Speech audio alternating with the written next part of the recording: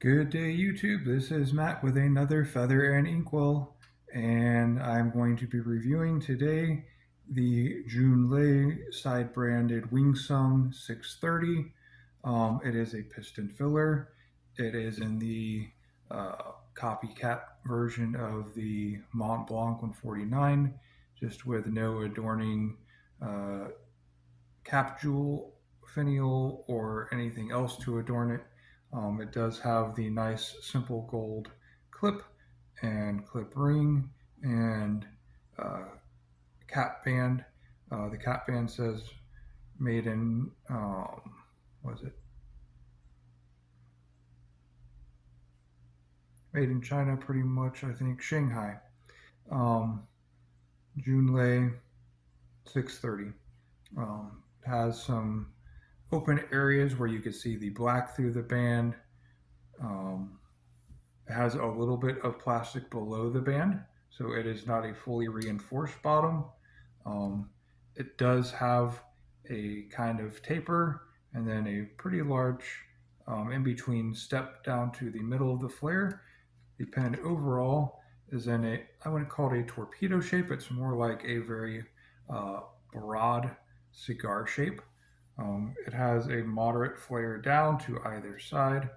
The jewel cap here kind of tapers down to the front of it. So let me see if I can get that in view for you guys. A little bit better. There we go. So it does taper. It's not a super flat shape. It is very rounded. It tapers to either side. It's not quite a torpedo because it doesn't have sharp ends on it. Um, this has a number 8 stainless steel nib. It is one of the driest writing pens I own. It did ink fairly easily, and I am using the Pilot Blue ink that I got with my Pilot Custom A23 last year. Haven't used it, but I wanted to try it out this year. Um, this is very dry writing ink, and this is a very dry writing pen, so you could use it on normal paper. In fact, I would recommend to do so instead of fountain pen paper. Fountain pen paper likes wetter writing inks, that way you can display the ink better. This is not the case with this. This will do better with 20-pound copier grade paper, um, your gold label, just roll it over legal pads. That is what this pen is going to be good for, guys. This is not going to be your best writing pen. It's, it's got a black plastic feed. It struggles to keep up with where it is. I'm probably going to try to shim it with some brass shims, and I'm going to show you the writing sample. I'm not even going to bother with more of a writing sample because it was struggling to keep up, and this is on my favorite paper, my Rhodia. So here is the initial writing of it. Um, very light smudge, not much to go on, and that was instantaneous. Um, it had a hard time even putting down its name properly. I had to redo part of its name. Inquiring Mind, Six Stroke to Inky Happiness, I implored several times. It helped a little bit, but it still had a hard time writing. But this was on the angled paper, so I gave it a second chance. It struggled a little bit less on the flat side. It is a little bit wetter, but not very much. And overall, I'm not very impressed, guys. I'm just not. So, would I recommend this pen for anyone else? It depends on if you like tinkering. I would tinker with this. I might play with getting another number 8 nib if I could find a number 8 stainless steel medium, either Hongdian branded or Jinhao branded. I know Jinhao has the 9019. I know they have the the 9159, something like that. They have the two others that are also number 8s. I'd like to try out some of their nibs versus this Junlai branded copycat, and I feel like, I don't know, guys, I'm just not very impressed with it. Like I said, if you're used to just writing with ballpoint and all you write with is 20-pound paper, this will probably do great.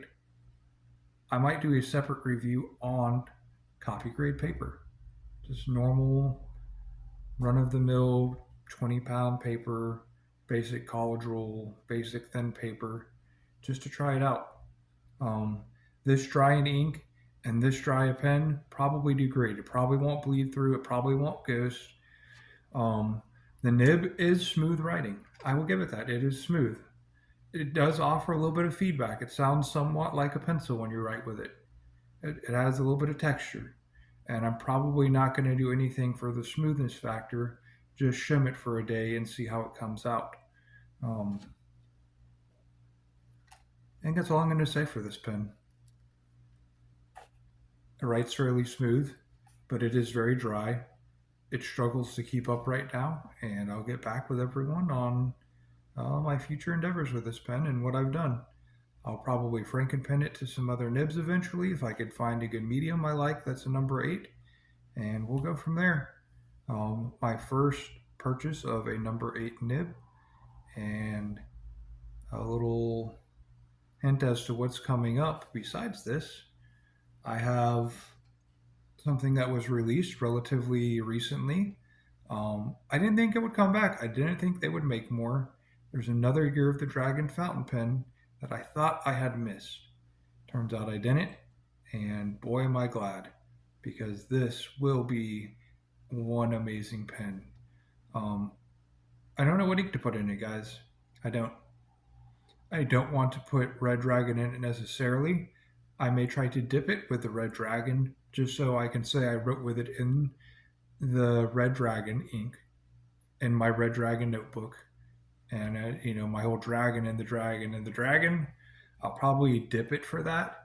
But the overall ink I think I want to put in it might be black ink. I don't know. I don't really have any other pens I have with black. The black ink that I now use, um, you know, I have it in some other pens that, my brother writes with, and we kind of share some pens here and there because we now have enough Chinese pens that, and just other pens in general that we share them. But I feel like I'm going to have more to say about that pen by and far than today's, and maybe that's just a sneak peek of what's to come. Basic desk pen, basic blue ink in it for basic paper. Let me know if you've done so. Junlai, anyone else have a Junlai? What's your experience with your Junlai? Did you use it on a thinner normal paper? Did it come out well? Did you have the same experience I had? Maybe I need to clean out. The one thing I don't do in these reviews is I don't clean out the pens before I ink them. I know a lot of people recommend doing so, but part of what I believe is that you should be able to ink a pen out of the box and write with it.